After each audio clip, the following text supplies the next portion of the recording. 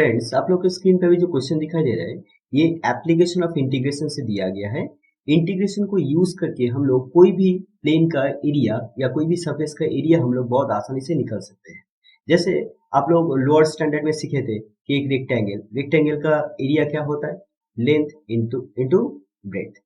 जैसे ट्राइंगल का एरिया क्या है, ट्राइंगल का एरिया होता है हाफ इंटू बेस, मतलब ये होता है बेस और ये होता है height, so half into b into h. लेकिन अगर आपको दिया जाए कि इस सरफेस का या इस तरह का फिगर का एरिया क्या होगा, तो आप कैसे निकालेंगे?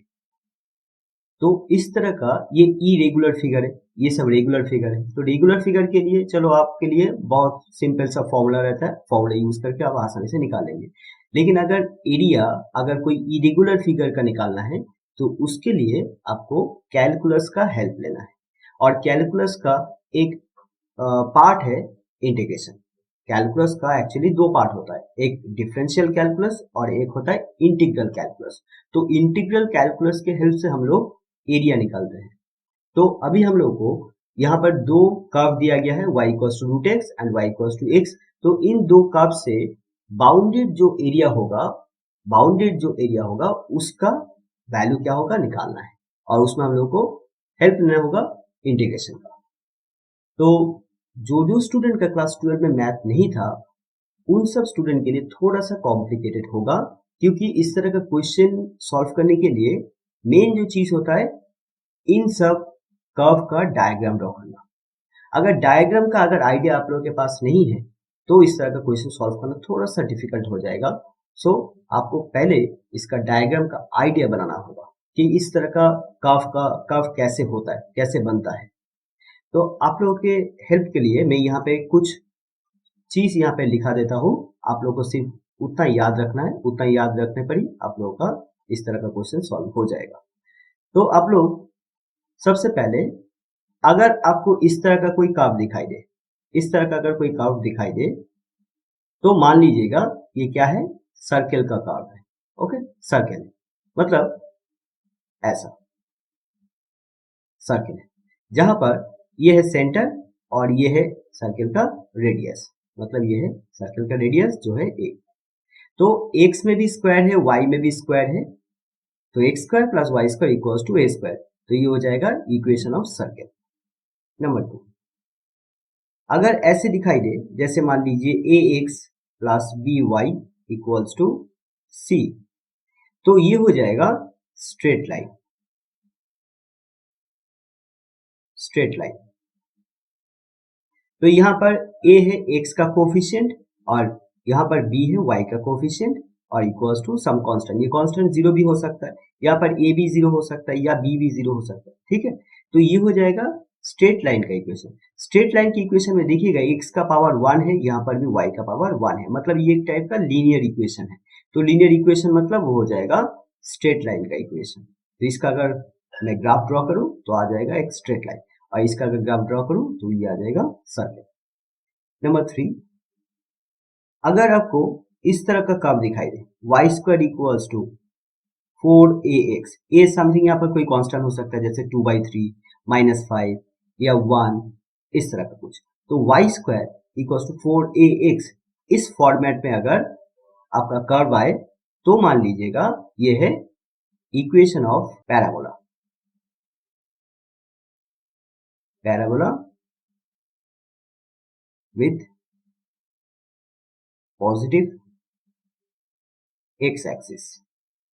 तो यहां पर देखिएगा, नोटिस कीजिएगा, यहां पर y का पावर कितना है, 2 है, लेकिन यहाँ पे x का पावर है 1। तो x में पावर है 1, इसलिए इसका एक्सिस होगा x एक्सिस। इसका ये कैसे दिखाई देगा, इसका ग्राफ ऐसे आएगा, ऐसे, इसको बोला जाता है पैराबोला। ओके, लेकिन इसका एक कुछ स्पेशल फॉर्म है। अगर ऐसे दिखाई दे y square equals to -4ax, तब भी इसका एक्सिस होगा एक्स एक्सिस, क्योंकि यहाँ पे x का पावर है 1, जहां पर पावर 1 होगा वही होगा उसका एक्सिस। तो इस तरह का जो इक्वेशन है उसका कर्व होगा नेगेटिव एक्स एक्सिस। यहाँ पे मैंने लिखा पॉजिटिव एक्स एक्सिस क्योंकि यहाँ पर पॉजिटिव है, यहाँ पर नेगेटिव है, इसका ये मतलब हो जाएगा ये नेगेटिव एक्स एक्सिस। ओके, अभी अगर ऐसे हो जाए कि x square equals to 4ay, तो इसका जो कर्व होगा वो ऐसे दिखाई देगा। ये सभी इलिप्स है क्योंकि एक वेरिएबल में स्क्वायर है और एक वेरिएबल में पावर 1 है। अगर इस तरह का दिखाई दे तो वो हो जाएगा इक्वेशन ऑफ पैराबोला। तो ये भी इक्वेशन ऑफ पैराबोला, लेकिन यहाँ पे y का पावर 1 है इसलिए इसका एक्सिस होगा पॉजिटिव y एक्सिस, और x square equals to -4ay होगा तो इसका एक्सिस होगा negative y axis. Okay, negative y axis. अभी नेक्स्ट वन है 4। अगर इस तरह का कर्व आए x square by a square plus y square by b square equals to 1, जहां पर ए का वैल्यू बी से ज्यादा है, तो ये हो जाएगा इलिप्स। ये इलिप्स का इक्वेशन है और इलिप्स ऐसे दिखता है, सर्कल के जैसा, लेकिन सर्कल नहीं है, अंडे के जैसा। ठीक है, यहाँ पर यहां से लेके यहां तक लेंथ है b और यहां से लेके यहां तक का लेंथ है इसका a। तो ये पूरा इस पॉइंट से इस पॉइंट तक जो डिस्टेंस है इसको बोला जाता है मेजर एक्सिस, और यहां से लेके यहां तक का जो डिस्टेंस है इसको बोला जाता है माइनर एक्सिस। तो यहाँ पर क्योंकि a बड़ा हुआ तो इसलिए इसका मेजर एक्सिस हुआ एक्स एक्सिस। ठीक है, एक्स एक्सिस, और माइनर एक्सिस होगा वाई एक्सिस के अलावा। और यही इक्वेशन में अगर a का वैल्यू b से अगर छोटा होता है तो इक्वेशन ऐसे हो जाएगा, इक्वेशन वही का वही, लेकिन मैं यहाँ पे बोल रहा हूँ b a से बड़ा है, तो इसका एक्सिस होगा y एक्सिस, मतलब मेजर एक्सिस है y एक्सिस, तो वो ऐसे दिखाई देगा। तो ये है इसका b और ये है इसका a। तो आई थिंक ये सब चीज आप लोगों को थोड़ा सा क्लियर हुआ, थोड़ा बहुत क्लियर हुआ, क्योंकि आप लोगों को क्लास 12 में मैथ नहीं था, इसलिए ये चीज समझना थोड़ा सा डिफिकल्ट होगा। तो आप थोड़ा सा इस चीज को रट लीजिए, ठीक है, थोड़ा सा इस चीज को रट लीजिए तो डायग्राम बनाना आसान हो जाएगा। तो अभी देखिए यहाँ पर y equals to square root x है, तो अगर यहाँ पर मैं स्क्वायरिंग करूँ बोथ साइड, अगर बोथ साइड स्क्वायरिंग करूँ तो क्या आ जाएगा, y square equals to x आ जाएगा, क्योंकि स्क्वायर रूट एक्स का फिर से होल स्क्वायर का मतलब एक्स, तो y square equals to x, तो ये कौन सा कर्व होगा, देखिए y square equals to x इस फॉर्मेट में, राइट। तो दैट मीन्स ये जो कर्व होगा ये इक्वेशन ऑफ पैराबोला होगा और इसका एक्सिस होगा एक्स एक्सिस। तो हम लोग सबसे पहले इसका ग्राफ ड्रॉ करेंगे,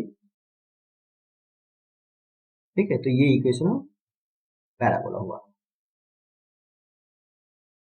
ये ओरिजिन है जिसका कोऑर्डिनेट है 0 0,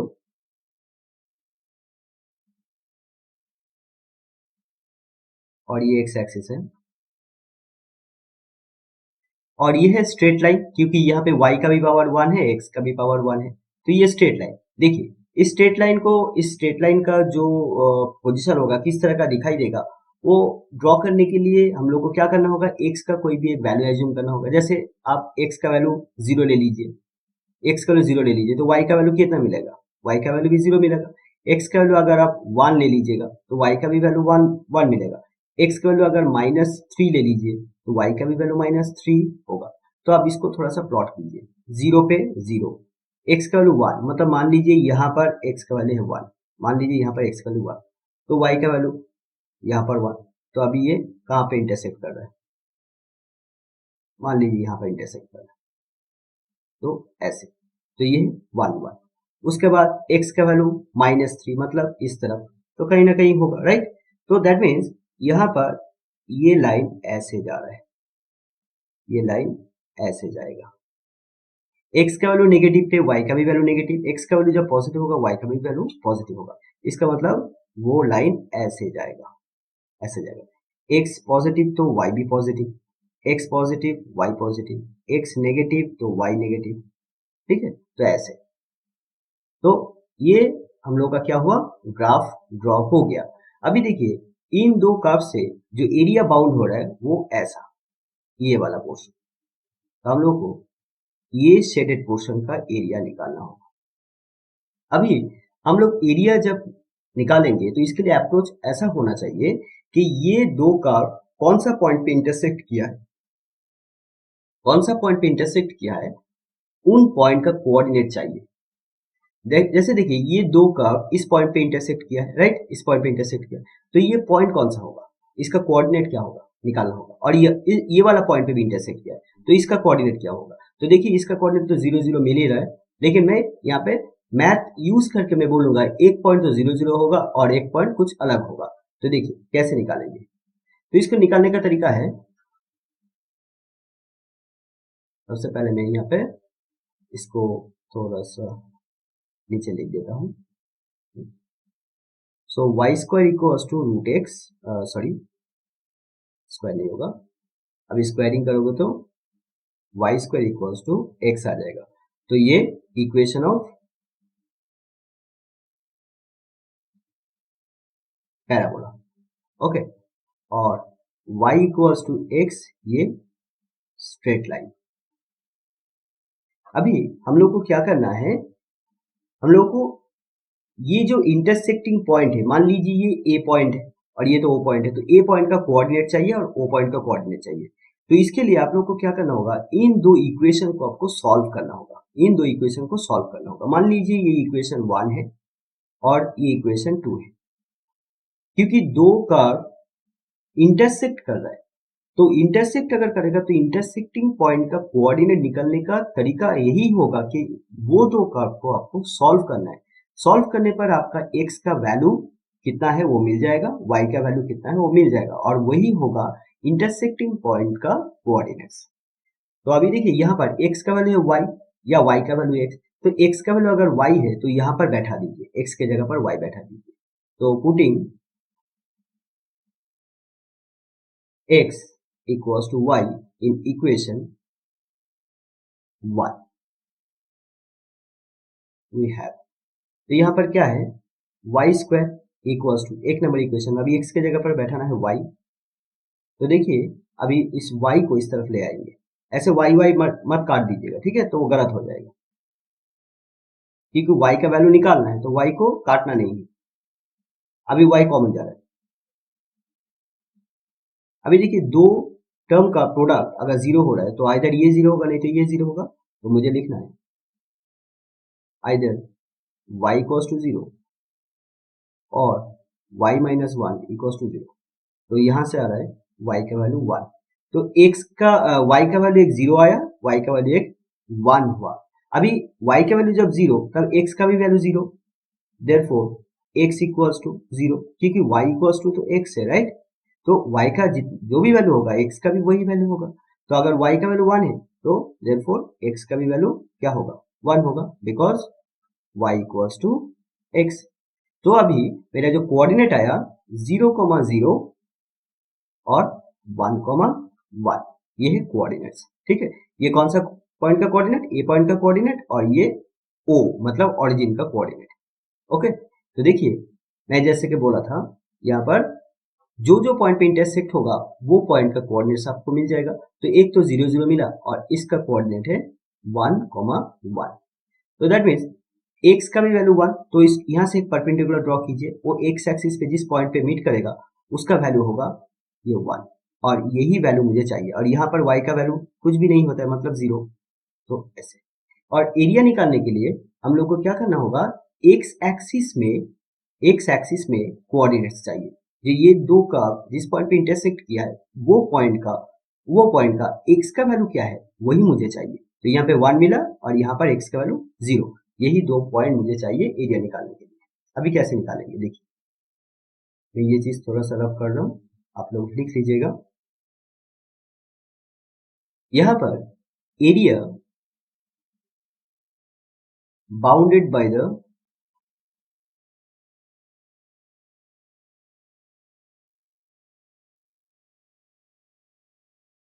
गिवन कर्व्स वो होगा यहां से लेके यहां तक लिमिट देना होगा। इंटीग्रेशन यूज करना है मुझे, और इंटीग्रेशन में जो लिमिट देना होगा लोअर बाउंड्री में जहां से स्टार्ट हो रहा है वहां से 0 से लेके 1। देखिए इसका एरिया हम लोग कैसे निकालेंगे। सबसे पहले ये जो कर्व है इस कर्व से मतलब पैराबोला से बाउंडेड ये जो कर्व है इसका वैल्यू मुझे निकालना है, और वहां से स्ट्रेट लाइन से बाउंडेड जो एरिया हो रहा है इसको माइनस कर देना होगा। अच्छी तरह से नोटिस कीजिए, पहले इस कर्व से जो एरिया हो रहा है, इस कर्व से जो एरिया हो रहा है इसका एरिया निकालना है, वहां से स्ट्रेट लाइन से जो एरिया हो रहा है इसको माइनस कर देना है, इसको माइनस कर देना है, तब जाके आपका ये वाला पोर्शन का एरिया निकलेगा। आई थिंक आप लोगों को ये चीज क्लियर हुआ। तो यहां पर हम लोग करेंगे, ऐसे लिखेंगे कि 0 to 1 y dx ऐसे लिखना है, क्योंकि x एक्सिस के अलोंग में एरिया कैलकुलेट कर रहा हूं इसलिए यहाँ पर लिखना होगा dx और यहाँ पर लिखना होगा y। सो y dx, लेकिन ये y कौन सा कर्व का, ये y कौन सा कर्व का, तो यहाँ पर आपको थोड़ा सा लिख देना है y का वैल्यू कितना है, कौन सा, ये parabola that means y equals to root x, तो यहाँ पर लिखना होगा रूट एक्स, और इससे माइनस करना होगा, फिर से वही मेरा लिमिट होगा 0 से लेकर 1 y dx, और ये y किसका, स्ट्रेट लाइन का, y इक्वल्स टू x, तो यहाँ पे लिखना होगा y equals to x। Okay, ऐसे लिखना होगा। तो नेक्स्ट स्टेप में मैं y के जगह पर रूट x लिखूंगा। 0 to 1 y के जगह पर लिखना है root x, then dx minus 0 to 1 इस y के जगह पर लिखना है x dx। अभी फ्रेंड्स हम लोगों को इंटीग्रेशन का फॉर्मूला यूज करके इस दो इंटीग्रेशन का वैल्यू कितना होगा, मतलब इंटीग्रेट करके कितना आएगा वो निकालना है। तो 0 to 1 यहाँ पे x का रूट है, इसका ये मतलब हो जाता है x का power half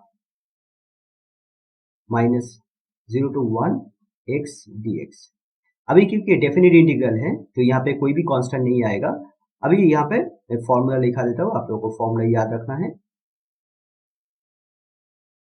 x to the power n dx, इसका formula x to the n dx का फॉर्मूला हो जाएगा x to the power n plus 1 divided by n plus 1, मतलब पावर जो रहेगा उससे एक ज्यादा होगा और ऊपर में x का जो भी पावर होगा यहाँ पर भी वही नंबर लिखना होगा। और यहाँ पर फ्रेंड्स एक कंडीशन होगा, when n not equals to -1, ये आप लोगों को याद रखना है। ओके, और अगर 1 होगा तो फॉर्मूला क्या होगा, log x, 1 होगा तो फॉर्मूला होगा log x, ठीक है, सॉरी -1, अगर -1 होगा तो फॉर्मूला आ जाएगा log x। अभी फ्रेंड यहाँ पर हाफ है तो फॉर्मूला के अकॉर्डिंग क्या होगा, x का पावर हाफ से एक ज्यादा होगा, राइट, तो हाफ प्लस 1 और ऊपर में जो होगा नीचे में वही होगा।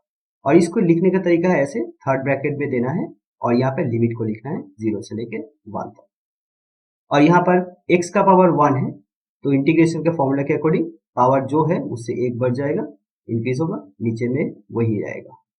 और यहाँ पर लिमिट लिखने का तरीका है ऐसे, थर्ड ब्रैकेट लिख के इसके बाद लोअर बाउंड्री अपर बाउंड्री। फिर इसको थोड़ा सा सिंप्लीफाई करना है, हाफ के साथ 1 ऐड करोगे तो 3/2 आएगा, 3/2, तो वो क्या हो जाएगा, देखिए x का पावर 3/2, नीचे भी 3/2, तो नेक्स्ट टाइम में इस डिवाइड को अगर मल्टीप्लाई करेंगे तो ये 2 ऊपर चला जाएगा, सो 2/3 x का पावर 3/2, तो ये 2/3 इस थर्ड ब्रैकेट के बाहर रखना है, 2/3 x का पावर 3/2, थोड़ा सा बड़ा करके लिख लेते हैं, x का पावर 3/2, लिमिट है 0 से लेकर 1, और यहाँ पे नीचे 2 है तो वो हाफ है, नीचे 2 है इसलिए हाफ बाहर रहेगा, और यहाँ पे x स्क्वायर 0 से लेके 1 तक। तो फ्रेंड्स अभी हम लोग को क्या करना होगा, इस लिमिट को हम लोग को यूज करना होगा। अभी लिमिट कैसे यूज किया जाता है देखिए, सबसे पहले आप लोग को क्या करना होगा, लिमिट को यहाँ पर x के जगह पर एक बार 1 रिप्लेस करना होगा, x के जगह पर 1 बैठाना है और पावर जो है वैसा लिखना होगा, माइनस देन उसके बाद लोअर लिमिट बैठाना है माइनस देके, ऑब्वियसली माइनस देके, उसके बाद x के जगह पर फिर से 0 बैठाना है और पावर 3/2। तो इसमें अभी थर्ड ब्रैकेट दे दीजिए या फर्स्ट ब्रैकेट कोई भी ब्रैकेट दे सकते हो। यहाँ पर फिर से 1 एक बार रिप्लेस करना होगा और एक बार 0 रिप्लेस करना होगा। तो फ्रेंड्स अभी यहाँ पे थोड़ा कैलकुलेशन करना होगा। 1 का पावर कुछ भी हो वो 1 आता है, 0 का पावर कुछ भी हो वो 0 आएगा। यहाँ पर 1 स्क्वायर मतलब 1 माइनस 0, तो कितना आएगा 2/3 माइनस हाफ। अभी इसको सॉल्व कीजिए, एलसीएम 6, तो 3 2 जा 6, तो 4 माइनस 2 3 जा 6, तो 3 1 जा 3, तो 1/6 स्क्वायर यूनिट। तो हम लोग का एरिया आ गया। जो शेडेड वाला पोर्शन हम लोग को दिखाई दे रहा है bounded by the given curves, तो उसका एरिया कितना आया, इस पोर्शन का एरिया आया 1/6 स्क्वायर यूनिट। तो आप लोगों के लिए इक्वेशन थोड़ा सा कॉम्प्लिकेटेड लग सकता है क्योंकि इसमें बहुत सारा कॉन्सेप्ट यूज होता है। पहले बात ग्राफ का कॉन्सेप्ट यूज होता है, जिसका मैथ क्लास 12 में नहीं था उन लोगों के लिए थोड़ा सा डिफिकल्ट होगा, और 12 में जिसका मैथ था उन सब स्टूडेंट के लिए थोड़ा सा ये चीज बहुत आसान इक्वेशन है। तो देखिए यहाँ पर इंपॉर्टेंट जो चीज है ग्राफ को ड्रॉ करना, ग्राफ का आइडिया होना चाहिए। ग्राफ पहले ड्रॉ कीजिए, देन उसके बाद आपको आइडिया मिलेगा कि ये वाला पोर्शन, इस तरह का पोर्शन जो एरिया बनेगा, जो एरिया आप लोग को निकालना है वो एरिया कैसे निकलेगा, प्लस करके निकलेगा ना माइनस करके निकलेगा। जैसे यहाँ पे माइनस करके निकल हम लोग निकाले पूरा टोटल एरिया से, ये वाला पोर्शन के एरिया को माइनस कर दिए तो शेडेड पोर्शन का एरिया आ गया। कभी कभी ऐसे भी होगा, एरिया निकालने के लिए आप लोगों को ऐड करना होगा। ओके, तो इसलिए ग्राफ ड्रॉ करना सबसे जरूरी चीज है। आई होप आप लोग को थोड़ा बहुत क्लियर हुआ, और अगर कोई भी डाउट है तो आप लोग कमेंट बॉक्स से कमेंट करके पूछ सकते हो, या इस क्वेश्चन का जो सोल्यूशन है आप लोग इसको 3 बार 4 बार देख लीजिए, तो आप लोग को थोड़ा बहुत आइडिया और बढ़ जाएगा कि इस तरह का क्वेश्चन किस तरह से सॉल्व किया जाता है।